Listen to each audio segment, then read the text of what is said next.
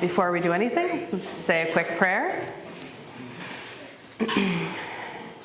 Good and gracious Father, thank you for this morning. Thank you for the wonderful sermon from Father David. Thank you for all those that came together to make this worship service possible. Thank you for those who have been able to stay with us today as we now look forward to the future and what it is that you and the Holy Spirit have in store here in this beautiful place of St. Paul's, Brookfield.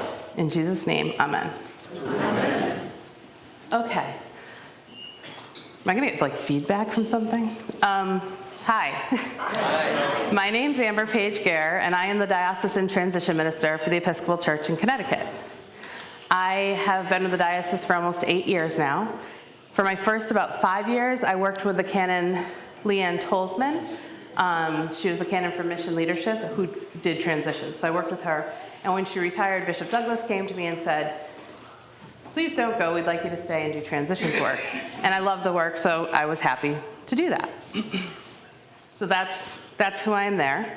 As Amber, I'm a member of St. Paul's, Southington, a parish in Southington, who in the last couple of years we went from a full-time parish to a full-time rector to a half-time priest. So when we start talking about numbers, I'm one of those. And before I was on the bishop's staff, I was on the vestry, I was on stewardship committee, I was stewardship chair, I was on the coffee committee, a discernment committee, a search committee, you name it, and I probably did it. Everything but being a warden or treasurer or the clerk. No. But I tell you that just so that you guys know that those of you that are serving in these ministries is I have been there. I am a layperson, just to clarify that. Okay, so let's talk about what's going to happen.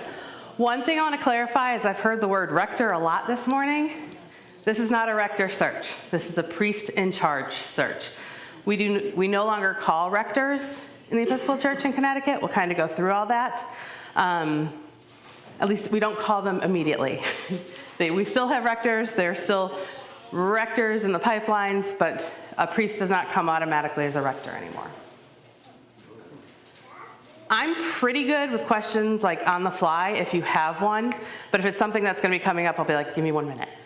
And we think, what else? Oh yeah, I can tend to start talking too fast. It's just me.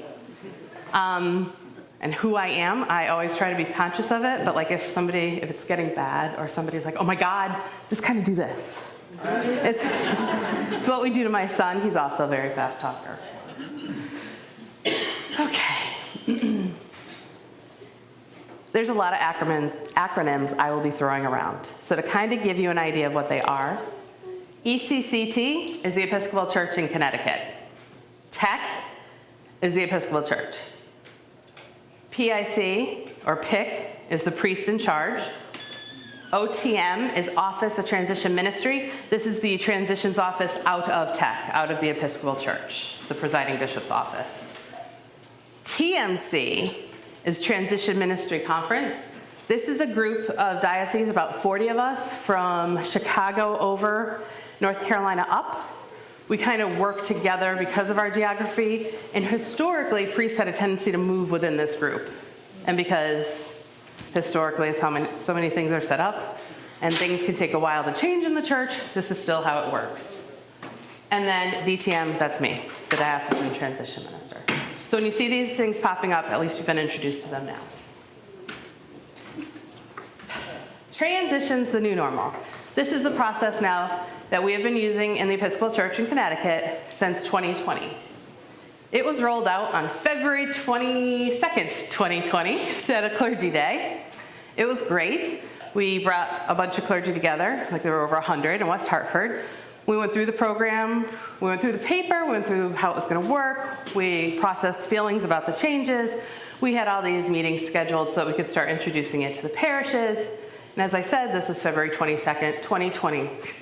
All those meetings got canceled. They were for March, April, May. We kind of held off for a few months, and then we realized that this was going to go a whole lot longer than expected, so we just had to start moving into it. But like I said, it's been since 2020, so we're well into 3 years of this process, and numerous parishes have participated in it at this point, and probably any questions, comments, and concerns that you're going to come up with, I might have probably heard. The whole thing's based on a paper that Leanne wrote on her sabbatical. She was looking ahead. We knew what the trends looked like in terms of clergy shortages, in terms of cultural shifts and generational shifts, and how church attendance was looking, and the family structures in churches, and all that sort of stuff. So we figured we had 10 to 15 years to really start addressing these things. And so she wrote this paper, and we thought we were really forward thinking. And then it was 2020. And everything that we expected to happen accelerated to things that we thought we had 5 or 6 years for were 18 months. The biggest changes about transitions to the new normal is that any parish that was not full-time could no longer have their priest could not serve in the parish more than 3 Sundays a month. There's a lot of reasons for this. Part of it was the fact that if the priest was in the parish every Sunday, the parish kind of felt, hey, things are normal, status quo, we're moving on. And that's not the case. God is definitely calling a new church into being, and we need to be a part of it. And it gives an opportunity for lay leaders to be brought up. Because it wasn't until the 79 prayer book where Eucharist became a thing every Sunday. So those of you that might go pre-79 year book probably remember when you might only have Eucharist once or twice a month. So out of our 2,000 year timeline, from 79 on is just a blip. So it's not like this is something new. It's more of a return to what was the norm. Other changes are there's no longer an interim minister. We'll get into that in a minute. Or a transition team. We'll talk about that. And the vestry is the one who participates in the appointment of a priest in charge. And we'll talk about why. And so what's going to happen is you guys are going to request an appointment of a priest in charge. And the priest in charge will be with you for about 3 years. And about 2 years into that ministry, they'll start to discern, both the parish and the priest, if you guys want to continue. I kind of look at it like dating. We're going to talk about your website, which is your dating profile. Then you're going to date. And you're going to go on a couple dates on those interviews, and then you're going to decide to go steady. And they'll become your priest in charge. And then you get to decide if you want to get married. And this is different with an interim priest, where your interim could not be a candidate to be your priest. Their priest in charge is the hopeful outcome of entering into a priest in charge relationship is that they will become your rector. And then we talked about no longer every Sunday. Okay, so those are the biggest changes of this 17-page document that you are free to read that's on our website. Why did we do this? Well, a lot of changes, especially cultural and the demographic shifts. But we have to remember that the church is a community of disciples, and our job here is just to be doing God's work. So to be faithful followers of Jesus, we need to change and adjust and be flexible. And because these are kind of unprecedented circumstances, we had to come up with something new. So it's been for several years, we've been living through the demographic shifts, hence what led us to starting this whole thing anyway. And we've lost not only members and financial resources, but we've lost our kind of influence in culture. I mean, many of us probably remember Sundays. Sundays were church and family dinner, maybe extended family dinners. Maybe you went to the park with the kids. That's what it was. You didn't go shopping. You certainly weren't at sports things. There was nothing. And then if you were really good and took your bath and were ready for school, you got to watch the ABC Disney movie Sunday night. That's what it was. But that's not it these days at all. And of course, again, COVID accelerated all the changes. So although our church was stuck in this mid-20th century model that worked for a while, it's certainly not working now. Thankfully, we're a people of hope and a people of resurrection. So in this change, in these unprecedented times, we figured out new ways to gather. We figured out new ways to be community. So we're going to just keep building on that. I mean, if anybody told me that all churches would be, well, at this point, most churches are still streamlining, I mean, Who would have thought that 4 years ago? That's just, so we're good. We have changes, but we're good. And then essentially we also know that God's bringing a new church into being, and he's going to get what he needs, whether or not we like it. And he's also going to do it on his timeline, which is probably going to be more frustrating, but we know he's going to get what he needs. And part of this process and what kind of your job is going to be in this transition process, which isn't just between now and when your priest in charge is appointed, but during that priest in charge time is to figure out like who you are today and who you are in Brookfield, and what's your, I hate to use the word, but relevance. Like, what is it that you are offering for people? Like, what, I mean, we know, we're very blessed to know what being an Episcopalian is, but people outside our walls don't.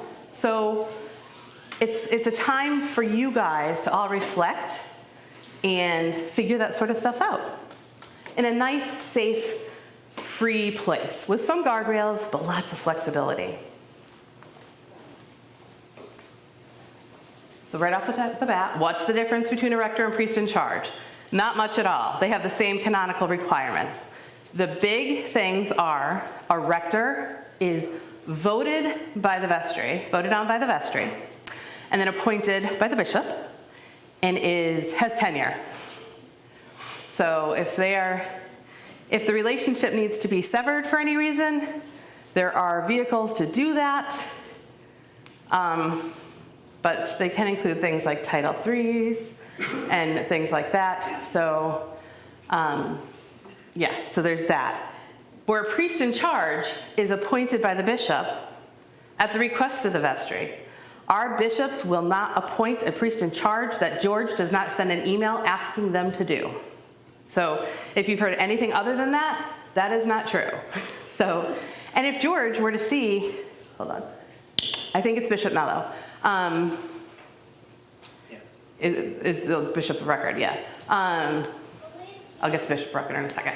But if you were to see George, and George saw Bishop Mello somewhere and say, hey, we really love Reverend Smith, can you appoint them? We're gonna say, hey, George, can you send that in an email? Because, and yes, there's always sad stories about why we have to have written backup, but we will ask for that because we will not put somebody here that your vestry has not asked for. And then it's for a time certain. So like I said, the first round will be 3 years. And that's right now, that's today. There's a chance that that time window will shrink. It won't get bigger, but it could end up being less than 3 years. But right now, we're still working under that framework. But yeah, those are really the only differences. And we need that flexibility. So many parishes need that flexibility right now. People are still really adjusting to the return of people to the pews, the return if you had Sunday school programs and a lot of youth programs, the financial implications. So we need to be flexible right now because the ultimate goal is for everybody to thrive. Really? You're gonna start that now? All right. Fine. Mercury's in retrograde, just gonna say. So that's what we blame everything at the Episcopal offices on. If something doesn't work technologically, it's because Mercury. So why PIC? And does this minimize our chances of a good candidate pool? No. Trinity Wall Street in New York City, which has billions of dollars of assets and stuff and can pretty much do what they would like to do as long as they stay in the canons, their new rector was priest in charge for 2 years. It is increasingly common for parishes, for dioceses to use priest in charge. Some places around here that have used priest in charges that are now rectors include Westport, Norwalk. Trying to think where I am, kind of in the middle of the state. There's 2, and then we have 19 parishes that are kind of in this process right now. Most of them are just hitting their 3-year mark because it was 2020 or late 2020. We've had a couple of celebrations in new ministries. We have several in those conversations right now about the discerning, about whether or not they want to get married. Oh yeah, it's already on here. That's okay. And then, let me see. I'm trying to think if there's anything else. Oh, and then just a little factoid is the fact that the average rector's tenure now is only 6 years. So it's another reason that priests in charge are a lot more common. I know most of us remember when it was 10, 15, 20 years. 6 years is the average now. And a PIC model allows the flexibility. I want to take one little step back where I mentioned Bishop Mello being Bishop of Record. So we have about 70 parishes that are in some form of transition. So it's a lot. And the bishops are lucky enough, they split them up. There's only one me, but there's 2 bishops. So I have my list, and they each have half the list. Bishop Mello is the Bishop of Record for this parish for this transition. This does not mean that Bishop Laura is not your bishop too. So please, don't ever call the Commons and say, I need to talk to Bishop Mello, he is our bishop. That really upsets them both if people say that. She is just as much your bishop. It just means that Bishop Mello is the one who's going to need to do the interview with the final candidates and who's going to sign the letter of agreement. And when there's a celebration of new ministry, if they decide, you all decide, 3 years from now there's going to be a rector, that's the one who does the celebration of new ministry. But Bishop Laura is just as much your bishop. It's all about the paperwork.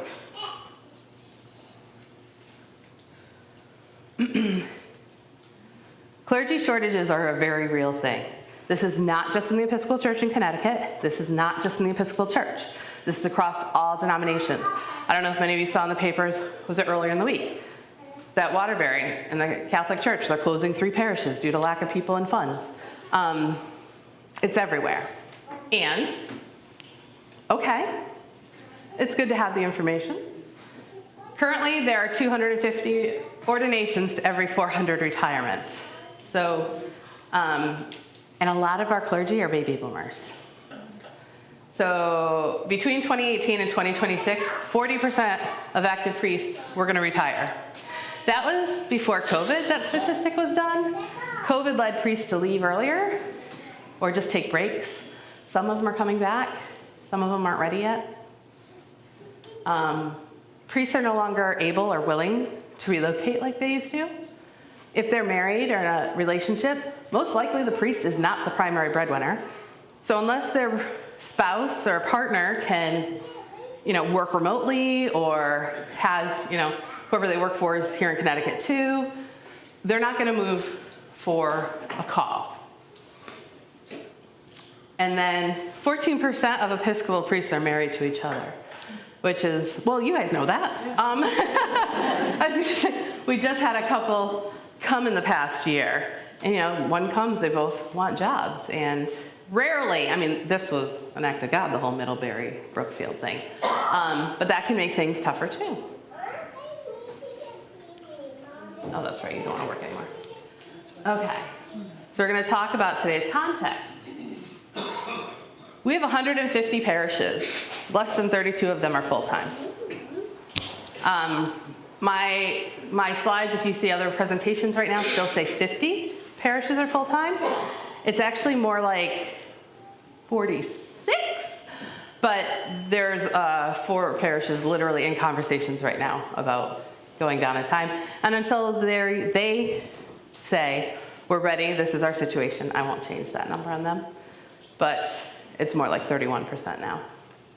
So when people think about having a full-time priest and that's the norm, that is very much not the norm.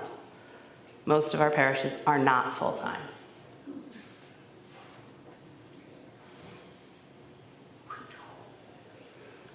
So, any of you guys ever on a search committee in the old days? It was fun. You got sequestered for like 18 months, hang out with your buddies, not be able to tell anybody anything, got you your wish list. We want a priest that does this and this and this and this. Made your shiny brochures, paid a lot of money to print them, and then mailed them out. We don't do any of that anymore. Profiles have another name now. Anyone want to take a guess at what it is? Website. And as soon as it was announced Joe was leaving, let me tell you, people were looking at your website. And so that's a big focus on what we try to make sure parishes have, that they're up to date and that they really give an impression and an idea of who you are as a parish. Interim ministers. They are very few and far between. We already have the clergy shortage. We already have priests that don't want to move so much anymore, and now take a ministry where literally a priest has to be willing to move like every 18 months. And sometimes there's times between that call. You guys ever been between jobs? Especially if your job usually included housing? What do you do then? What do you do with your health insurance? You're not getting your pension payments. So there's a lot of reasons besides the changing church, like just logistical, technical, living in 2023 reasons that interim priests are few and far between. And if a diocese has one or two that are really good and they really like working with, they'll do anything to hold on to them. So interims just kind of got moved out, and we had to adjust to that.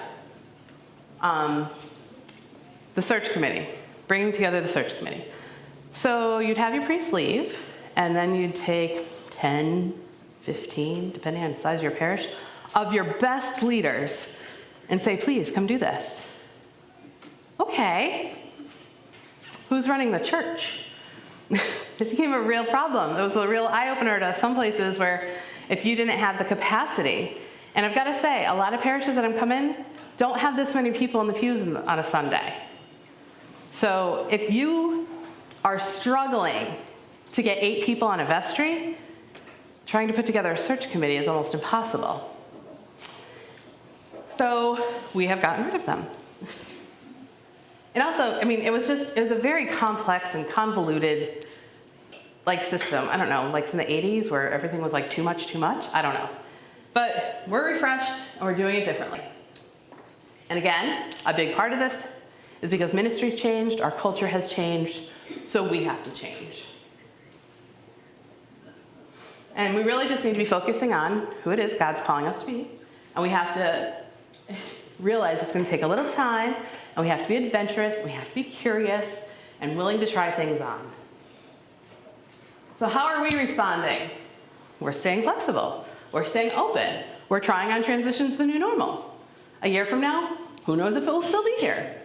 I don't know. We literally are constantly reevaluating everything right now. And when I say we, I'm not just talking about the office in Meriden.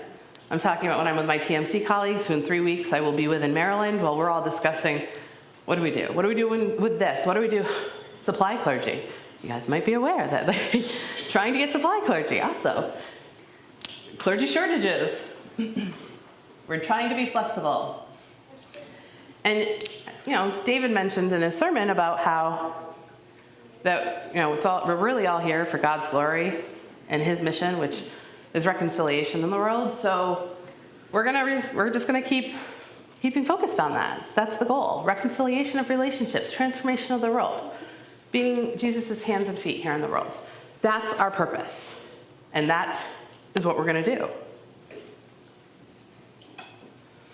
One thing that's going to come up, and I know you guys have a meeting scheduled, the basis of a parish meeting we ask is about this definition of a parish in a new missional age. Several years ago now, because it was pre-COVID, our bishops and some of our canons and another, I think there were like 8 or 9 bishops and canon diocesan staff represented, all met somewhere down in Virginia to talk about what it is to be a parish in today's new missional age, and how it's really about mission and not so much back in the old days. So I'm just going to read it to you. A parish in ECCT in the new missional age is a community of theological imagination where our hearts and minds are moved by God's presence in our lives, in our neighborhoods, and in the world. We're fed by word and sacrament, where our stories connect with God's stories in Holy Scripture, and where we experience God's grace in baptism and Eucharist. Forming disciples and apostles in God's mission, where people grow as followers of Jesus and are sent by the Holy Spirit into the world to join God's work of restoration and reconciliation, and connected to the wider body of Christ by sharing our lives with companions in Christ across the Episcopal Church in Connecticut and the wider church. Because we're here in Brookfield, I should have checked this, but I'm going to think we're in the Northwest region? Are we in? Okay. So we're part of the region, which is part of the Episcopal Church in Connecticut, which is part of Province 1, which is mainly New England parishes, which is part of the Episcopal Church, which is part of the Anglican Communion. So we're just this little tiny speck in this great big thing, which is pretty awesome when you think about it. And the work we can do, the transformation we can be a part of. Now, what does this all mean? It means you need to start having some questions and thoughts. So we've got some questions just to start thinking about. And this is the sort of thing that maybe when you're driving 3 days from now, you'll be like, oh, I know what that meant, or okay. Or of course, all in the showers where the real thoughts come because you're not thinking about much else. Falling asleep, waking up, just put the little nuggets in your brain. How are we living into the aspects of the definition? That's going to come up in your meeting. Where is God in this? Where's God in Brookfield? Where's God in the region? What's he doing? Who are we now? Why are we here? And what does it mean to be the church in Brookfield today? What kind of leaders does God need? And what difference is he calling us to make in the world? How are we living into the promises made and renewed in baptism? Every time we say those words. It's not easy to be a Christian. If we behave and act as we declare, are we doing that? What do we need to stop doing? This was one blessing from COVID, is that there are a lot of parishes that were still hanging on to things that maybe we should have thought about sunsetting. Like the parish that, they had the best, well, we were a pumpkin parish. We had a huge pumpkin, and of course we're in Southington, so the Apple Harvest Festival is a big deal in town. We were the pumpkin parish. We had the pumpkins, they'd be delivered, we'd have to sell them, we'd have to have huge amounts of people to help unload the truck, we'd have to have all those shifts covered during the festival, which ran for like 2 straight weeks, plus the coverage non-festival, because you usually have the pumpkins for a month. You needed the group that was dealing with the money. And it was great when we had the Boy Scout troop that could help unload, and we had, Bread for Life volunteers helping. And slowly those numbers just dwindled off. And it became such a thing. Like the people that were trying to run it were begging people to cover. And everybody wanted to. But the kids had this, and my aging parent has this, and I've got to work late, so I want to. My heart's there. But physically, I can't be, and when we reached the capacity of where enough people couldn't be part of it, we had to have the tough conversations. Like, we can't do this anymore, and that's okay. It makes room for other things, and that's the big thing about letting things go, is it makes room to see what else might be out there. But like I said, COVID helped some of these things just kind of happen automatically. But what is it that maybe you can stop doing? Who can you be engaging with? Are there organizations in town, maybe the next town over, that you could be working with? Because again, as David said, anytime you're doing God's work, it's a ministry. So sometimes it's not something you really would think about, but... And how have you been changed by COVID? Hate using that word, but it's one of those things. It changed people. And what are the next identifiable steps we can take?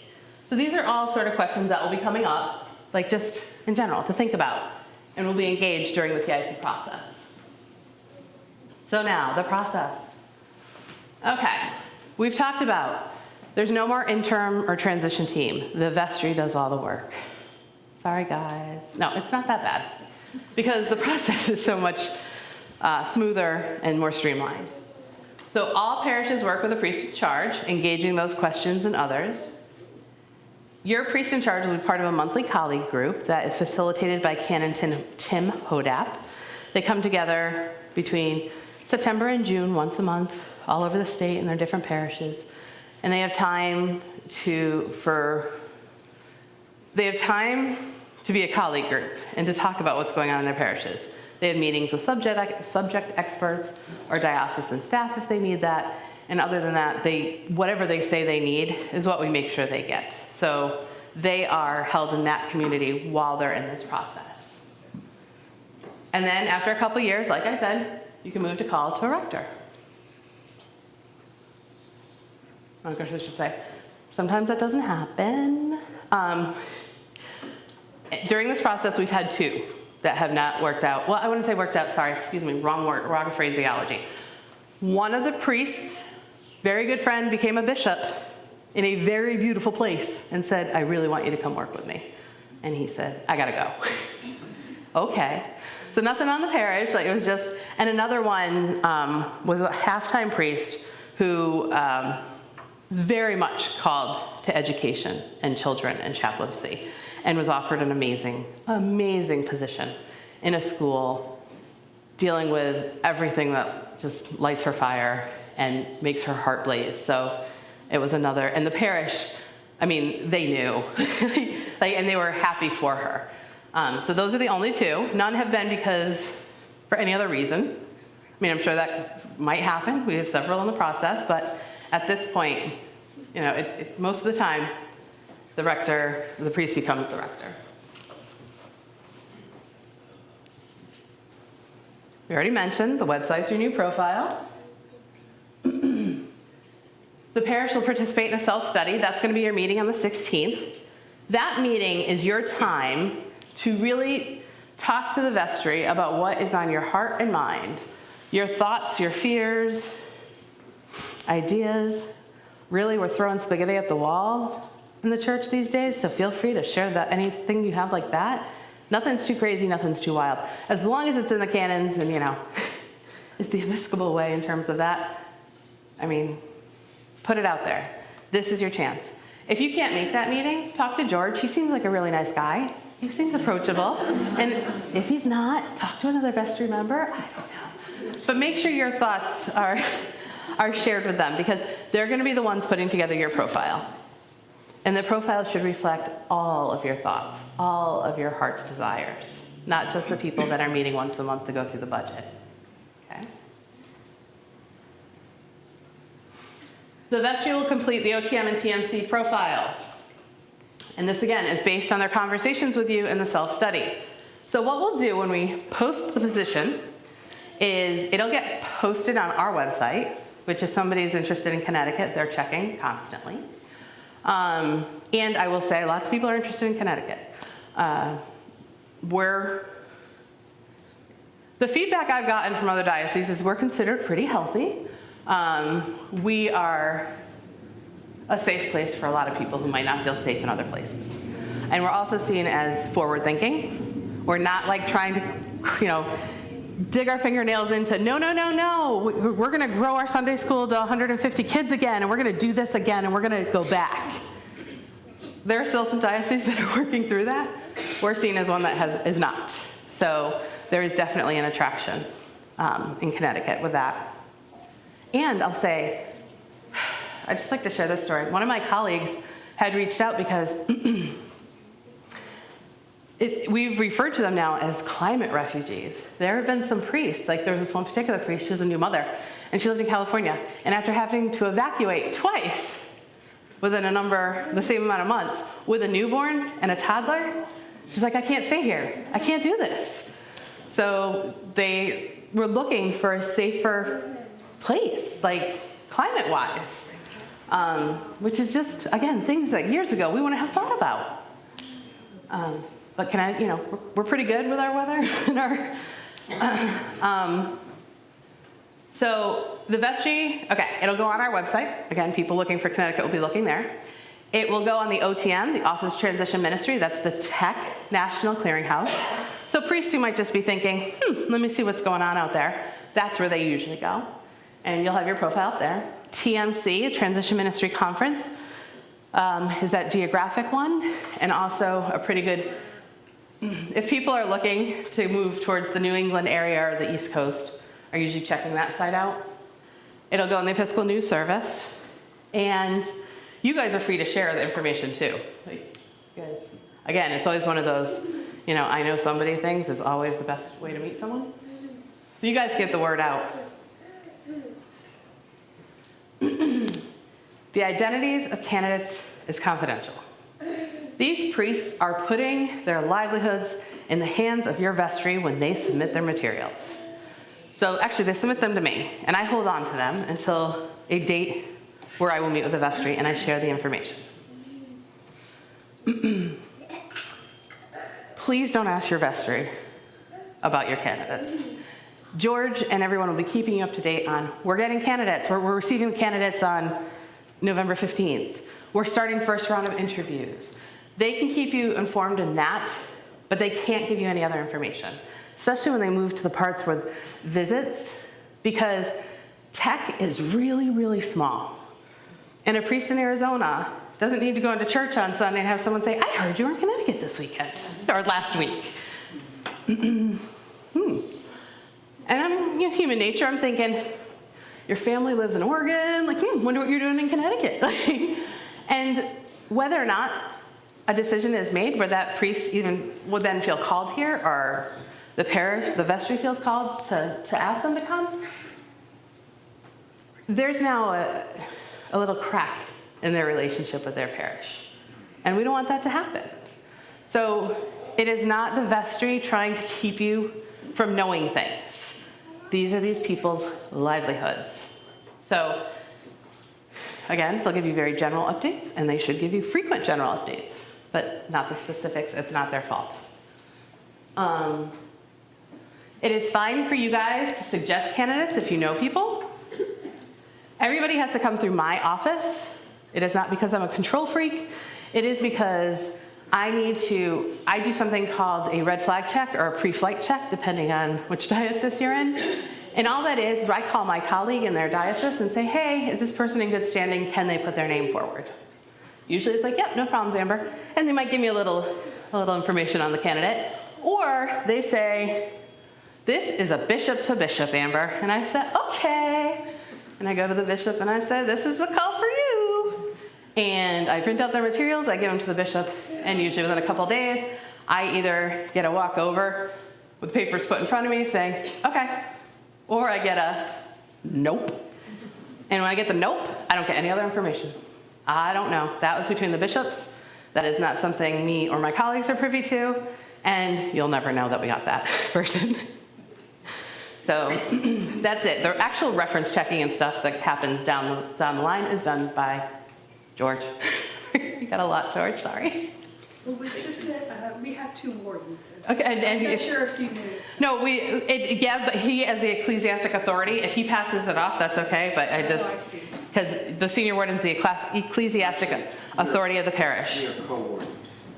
Co-wardens. I've just been corresponding with Okay. Yeah, I apologize. Does that make them co? Well, they're co-rectors. And they would have shared it, right? Okay, well, that's a co versus, then you get to help do that too? I'm not, it's not me. Oh, okay. Then you're co-wardens, because a co-warden would be a shared responsibility versus a senior and a junior. So anyway, it's up to them. That's not me. So it's going to be posted as a priest in charge with option of converting to rector. The priests out there know what this means. Like, this is not like something they say and they're like, oh, what is that? Everything comes to me first for the vetting. I will meet with the candidate to share the information, the interview process. So the first round of interviews is on Zoom. And depending on the number of candidates, there might be a second round Zoom. It's usually not till there's a short list that the candidates are invited to come to the parish. Again, that's confidential.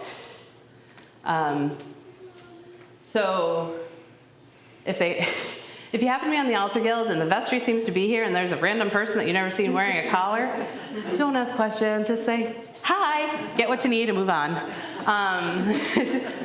That way nobody has to worry about thinking like, oh, I'm being so rude. Like, no, everybody's forgiven for just pretend it's not happening.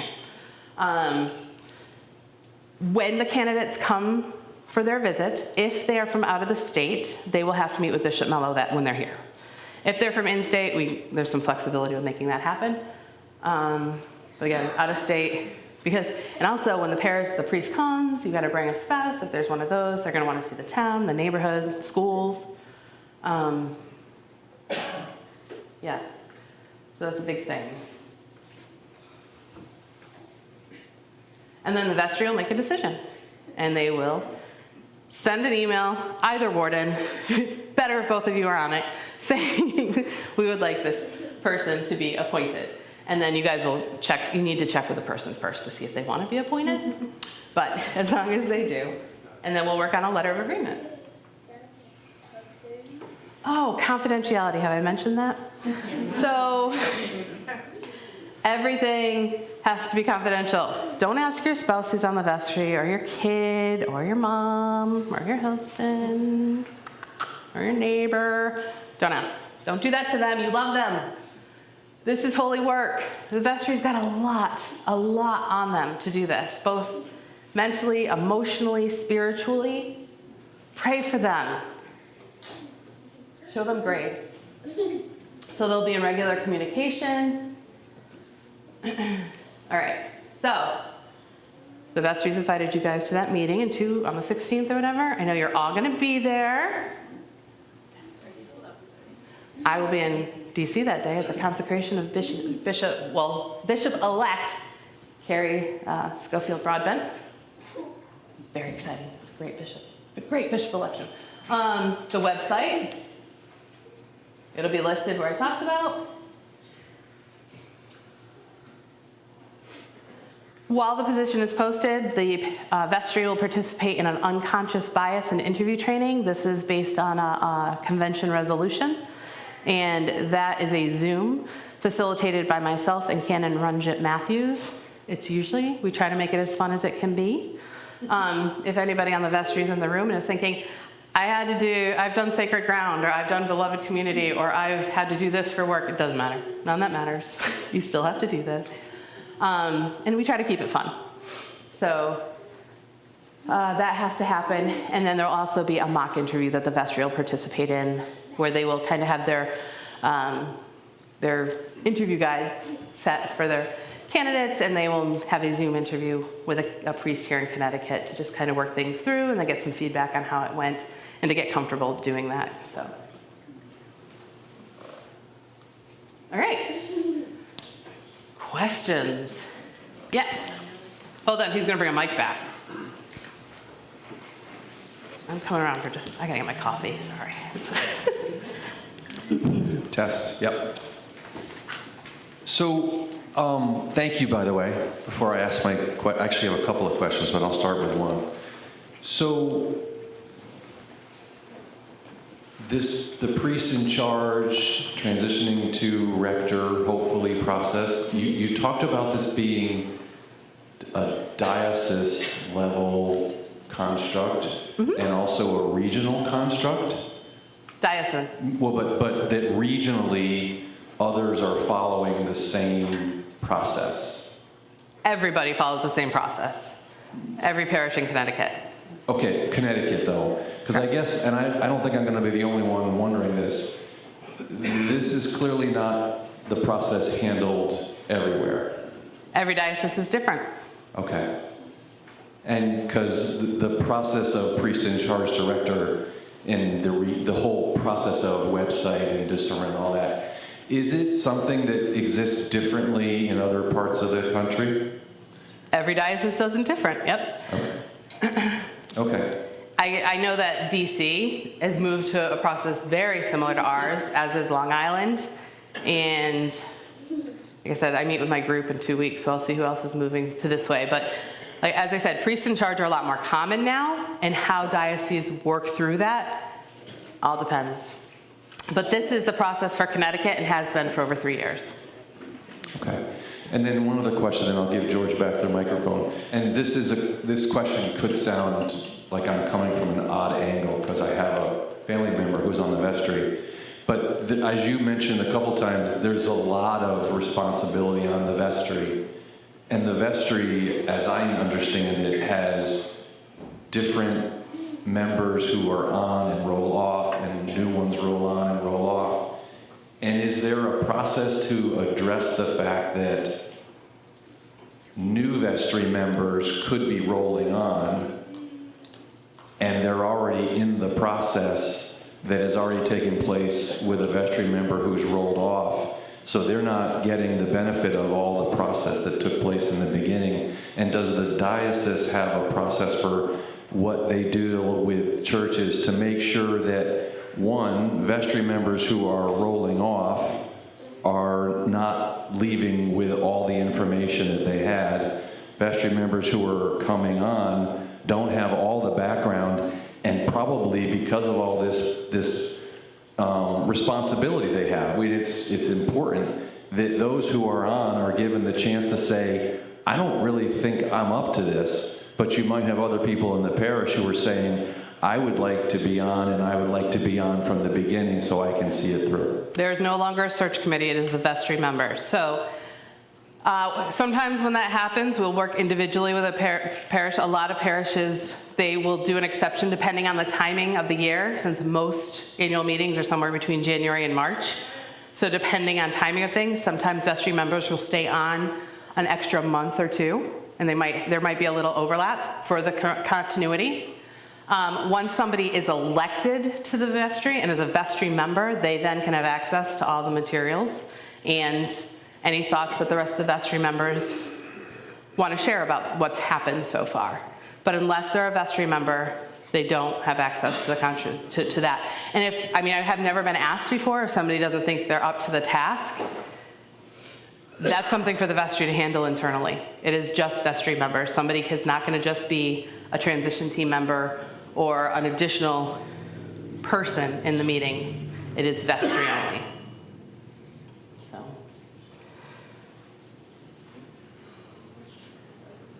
There have got to be more questions. Thank you.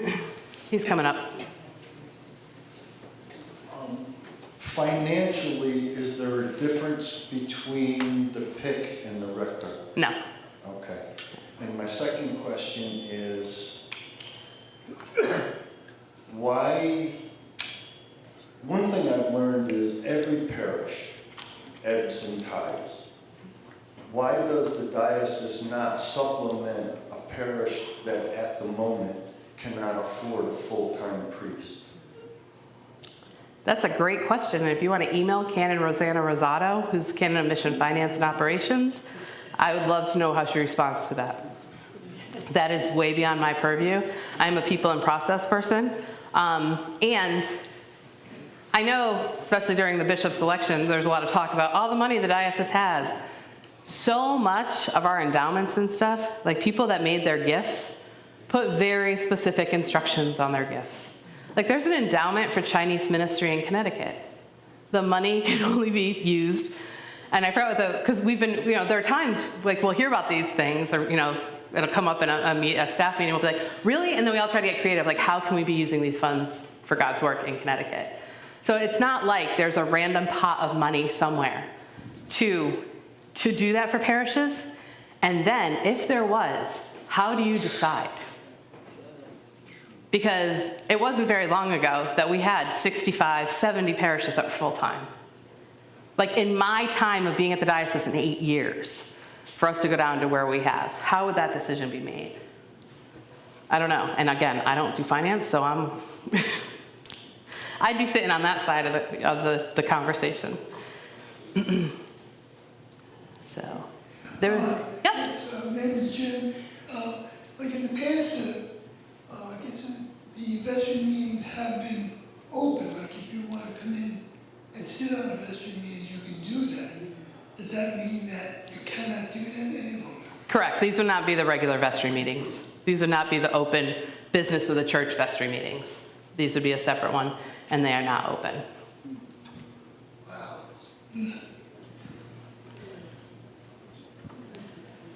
I can say that if you can't guarantee confidentiality, you are going to limit who will apply. So I'll just say that.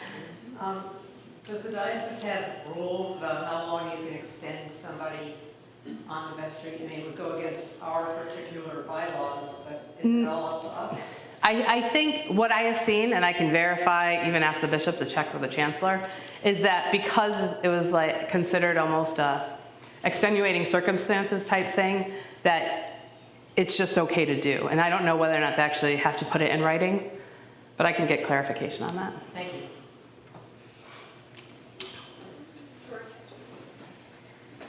Just make my note. See, Dave, I have my notebook to make It seems that everything's very rigid. How much flexibility does each parish have?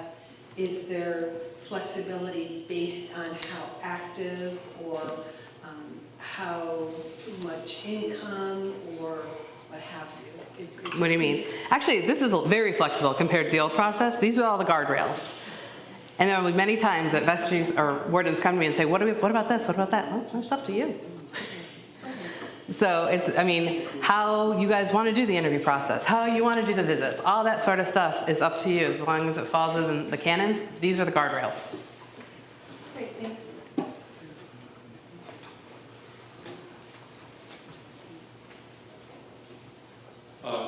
This is the process you mentioned in Connecticut, but if there was candidates from a diocese, it was more the traditional without this priest in charge. Is there any, do you have any information in terms of what's their relative, will that limit our pool, in other words? No. People are there, accept this new approach?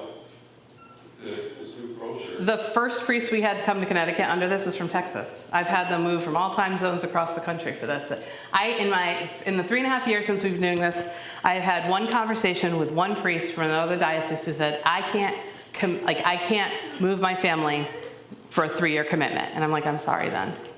But that one priest out of all of them. And when I look at the amount of priests that have moved to Connecticut, I think it's pretty good evidence that it's not a factor.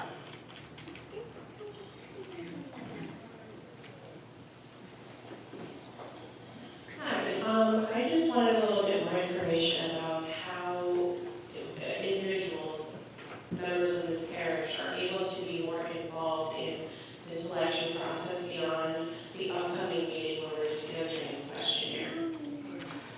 Share your thoughts with the vestry, and you're free to ask the vestry to see the postings, like how they filled out the documents that are going to be posted for the position, and give your input on that. So beyond answering those questions, so I know there used to be a search committee, but there's not people that we can kind of appoint to be more a part of that process. Nope, vestry members only. So that's why you need to have clear communication with your vestry, and your vestry right back with you.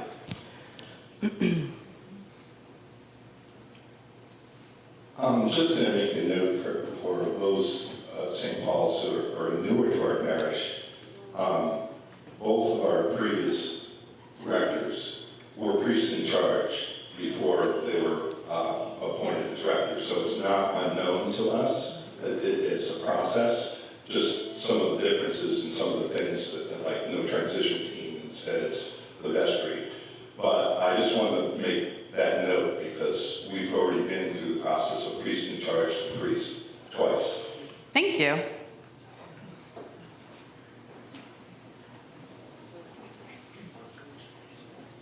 I'm just curious, does the diocese have any mechanism if the process gets stalled for some reason when they're trying to make this interviewing and trying to find a candidate? Can you say more? Can you say more? What do you mean stalled? I don't know. Well, just you think of a jury, like you got stuck in the process. Okay, so first of all, one thing I should mention too is if you were on former search committees, I mean, there was a time, not that long ago, where when priests posted their position, they'd easily get 10, 12, 15 names. Heck, some places get 20 names. A successful search now is 6 names, 5 or 6 names. So sometimes with it being fewer names, there was a parish in a coastal town in Connecticut, bucolic, beautiful place, healthy church, full-time with rectory, 2 candidates. It is like the Wild West right now in the church in terms of what's happening with things. So the process being stalled, I haven't really experienced a stalled process. If you're talking about when it comes down to actual, picking a person, when I meet with the vestry about interview training, it is simple majority. So it does not have to be unanimous. As long as a simple majority of the vestry chooses the same person, that's what gets moved on. And we'll have a whole conversation about the fact that even if your person wasn't the person that was voted for, no one will ever know that because it has to be a united voice. If not, it's to the detriment of the parish. Thank you. George?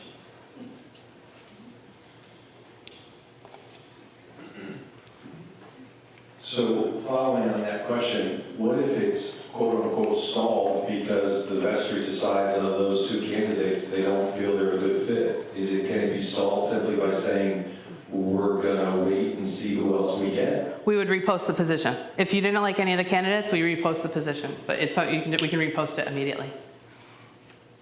And that's what happened to that parish.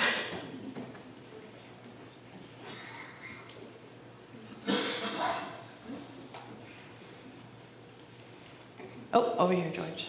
Green shirt.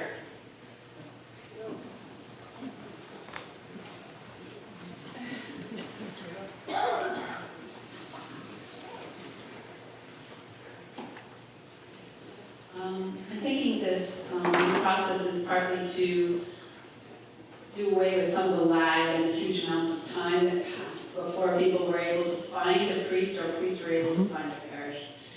And is that in fact the case? Can you tell us what is the expectation? Would it be less than a year and a half? Or the process itself much quicker. How long it can take for an actual priest to arrive, I cannot predict that at all. I have had some that are as short as a letter of agreement is done at 6 months, and I have had some great parishes sitting open for 2 years. I can't predict that. I will say geography usually plays a role in those. You guys are pretty well located in near a major highway, so that's good. It's a fact. I mean, priests are people. They have families and lives. Like, it's a reality. Other questions? George is coming. Just gonna make sure all your fellow parishioners can hear you.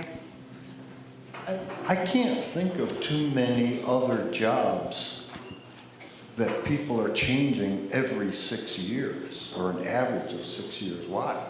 Why are we losing clergy after 6 years? There's tons of parishes can no longer afford them. Maybe they're burnt out, or maybe the parish decides that. And actually, I don't know statistics of other professions, but I don't think it's actually that abnormal. That's something I think I would study. As soon as I have the free time. Did I mention there's 70 parishes in transition? It's a Sunday in August, and I'm working, so.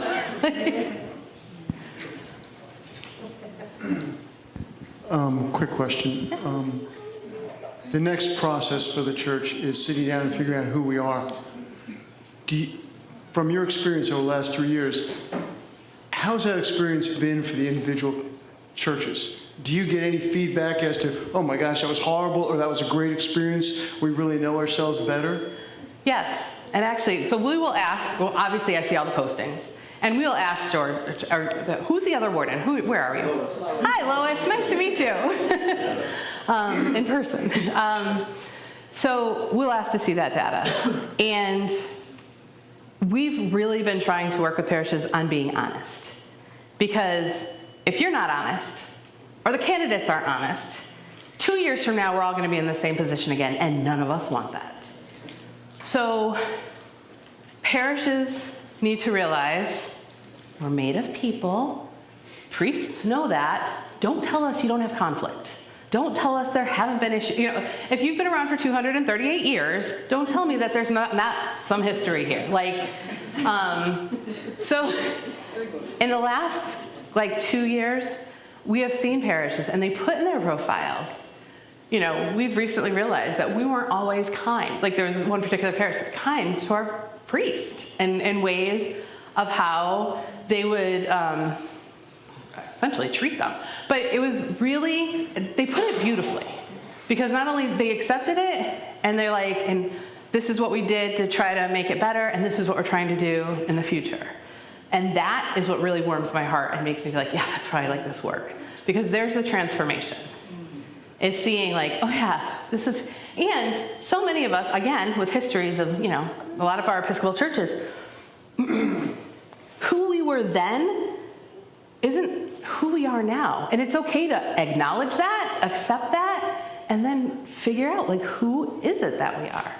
And the more you guys do that, the better idea of who you are now, the better success you're gonna have matching up with a priest that may be here 15, 20 years. And, an average is an average, but you need that foundation. Quick follow-up question. Yeah. From those experiences, do you have any idea what the sampling was from each one of the congregations that have come up with their profile? I mean, is it like our congregation right here? If 12 people show up on the 15th, that's not a really good sampling of how we see ourselves. And that's what I'm wondering, as far as the other congregations, how well they participated. Was it a consistent overview of the congregations? It's a loaded question. No, but it's a good question, something that has to be thought about, because I think that so we say don't do surveys. Surveys are not going to get you stories. Stories is that's where the meat is. When people talk and share their experiences and who they are. Every once in a while, though, so you do want a wide representation. So if the vestry looks at who's here on the meeting on the 16th and is like, where are all the parents? Why aren't the parents here? I'm assuming there's gonna be childcare, but if there isn't, then the vestry is gonna have to be like, oh, we have to reach out. And maybe a couple people make some phone calls. A good idea, reach out to your homebound parishioners. What are they thinking? Like, they might not be able to get here for that meeting, but check in on them and just ask them for their thoughts. And it's really kind of up to the vestry to make sure that they're getting a pretty wide view from the various constituencies of the parish. Yeah.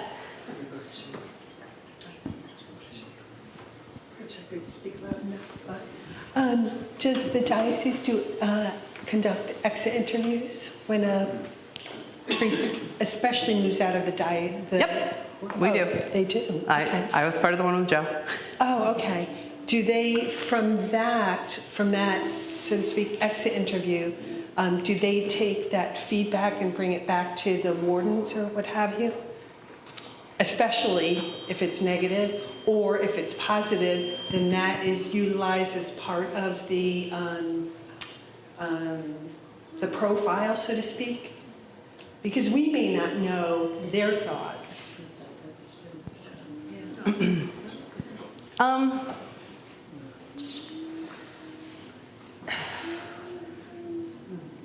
How do I answer that?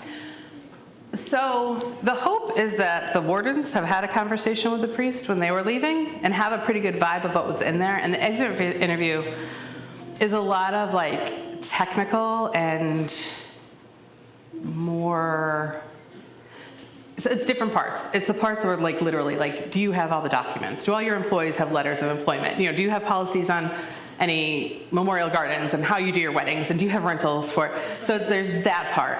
Then there's the part where the parish shares with me and the bishops about their thoughts and feelings. That won't be shared. That's really a confidential kind of almost pastoral type conversation. If there's anything that comes up in that I feel a candidate needs to know, when I'm talking to a candidate, I would share that with a candidate. But otherwise... But I can probably narrow it down. Okay. For example, to narrow it down, if a partying pastor leaves and says, oh, that church is, let's just be vague and say, mean to me, or I'm leaving because I no longer appreciate how Connecticut diocese runs, and I'm going off to another diocese for that reason. Things like that. I think it would be a case-by-case basis. Like if a priest, a final candidate is like, why did they really leave? We're not going to mislead them. So it's one of those fine lines of, it's very tough when you have those colors. I don't have one, but I have to, follow a lot of the, so. It's really, my question is really geared toward helping us be more honest and open to who we are. What we think we are might be different from what our outgoing pastor. Okay, and I'll say, it's kind of to that point is, when we get your profiles and we look at them, if there's something that we're like, we'll ask. Okay. We'll say, like, there seems to be a little disconnect, like, what, and then we'll bring it into conversation. Okay. So, yes, so that, in that way, it will be part of what you do.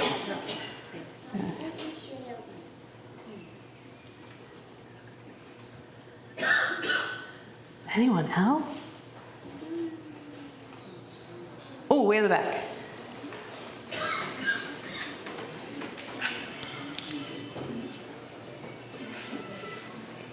As others were talking, it sounds like there is more that is taken into account besides just that one meeting that we are having. Can you tell me a little bit more about what happens at that meeting where we're kind of getting an idea of what our parish is looking for? I was under the impression that it was more just a questionnaire that we were all going to be filling out and submitting, but it sounds like you were talking more about stories. Can you tell me more about that meeting? Well, the meeting is held however the vestry runs the meeting. Again, this is a guardrail thing. We ask that you have the meeting. The meeting can be run any way they want to. But they should be capturing the information, which is why there are 4 questions. That's kind of just like the topics, how like we kind of like to see the data. Like, what are your strengths? What are your challenges? What do you want your next priest in charge? How do you want them to come up next to you and walk with you? So we just, for making it a little easier for sorting data, we use those topics. But it shouldn't, they should be conversation-led. It should be stories. It's not like back in the old day where you did the checklist of, everybody's gonna say they want a good preacher. Don't bother putting it. Like that's one of the #1 things that we hear. It's good preacher. Megan, thank you. Thank you so much for bringing that up. Kind of a good segue to just explain a little bit about that meeting. A team of the vestry has been working on this for several weeks. There is going to be a sign-up sheet in the back that Pam is waving there, so you can sign up for the meeting. But basically, the format, it's going to be small groups, and we're going to be asking some questions. We're going to ask the questions, who are we? Who are we becoming? And where do we want to go as a parish? So we're going to be looking at our current mission and vision statement. We're going to be looking at the various ministries, and we're going to ask questions about how are we as a welcoming community? How are we transforming lives? How are we being equipped to serve? Are we doing these things? You're going to rate the parish on what we're doing, and then we're going to plot a course to see who it is that we're becoming. Who is it that we want to be, and where are we going as a parish? So it's really, we're going to roll up our sleeves. This is small group discussion. People are going to be writing things down. There's going to be a vestry member at each table reporting. And we're going to craft and really develop our profile. So your input is going to be really, really important here. Yes, Megan? So is it more of who we are as a parish than what we're looking for? That's an excellent question, because I can tell you that in the diocese here, that's what we're going to do. We're going to identify our profile. We're not looking out to say, that's the man or woman that we want. That is not what we're doing. But we are going to look at who we are, our identity, and what we are becoming and where we want to go. And then my understanding is that the clergy will match that. Is that correct? Correct. They want to see who you are. And if somebody says, this excites me. Like these people, this group excites me, and it looks like my gifts and my talents match up with where they want to go and what they want to do. Go ahead. Well, when you're essentially dating someone, it's kind of what we're doing. Yep. You're creating your Match.com profile. So you want to present who you are, but you also want to get a feel for who you're looking for, what kind of things you're looking for. So I feel like that's not going to be discussed at this meeting. I mean, you're free to share that. Share that with your vestry. It doesn't. That sort of list played a huge role in the 90s and 80s in the way most of the processes work, and how the Office of Transition Ministry, their paperwork. And that's been gone now for, I think, at least 10 years, because, again, that's old school thinking, and that's not what it's about. It's about looking to the future and matching gifts. So you might think you want someone, but you don't know. And when I meet with the vestry to talk about interview training, we'll talk about, after you look at their materials, think about after you've read about somebody and you've looked at their OTM, because the priests have to do OTM profiles too. They have to do the same obnoxious narrative questions that the vestry's got to do, which have not changed in the last 50 years at least, probably. Where was I going with that though? Oh, nope, I'm losing that train again.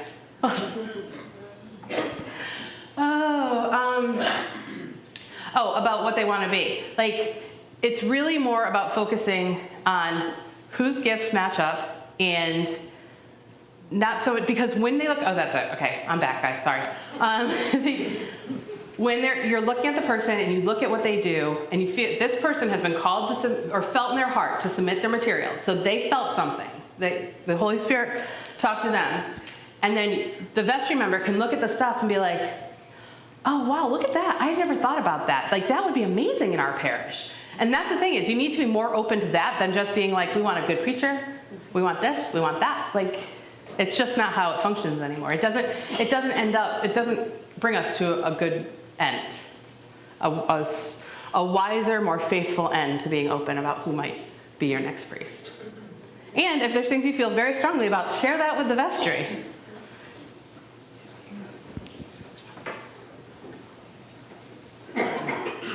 Just a quick further explanation of this of the parish input meeting. As George has said, we want to take a good look at ourselves in terms of what we think we are doing well, what are our strengths, but also what are the holes, what are we missing, what are our weaknesses. We also want to look at the current opportunities and to what extent we're responding to them. We also want to look at the threats that we face that are current. And this will form a basis of a conversation, possibly with any potential candidate looking at it, as I understand. Yep. So it's sort of it'll be an enjoyable, but hopefully a heartfelt participatory time when you can bring your perception of what you see and have experienced and share that appropriately with us.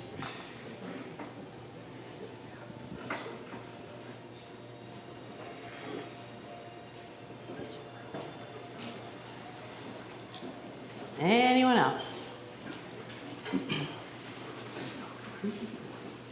If not, I would say thank you for letting me come here today and be with you guys, and I am available. George knows how to get in touch with me. So does Lois, but it's usually George. Thank you, Emily.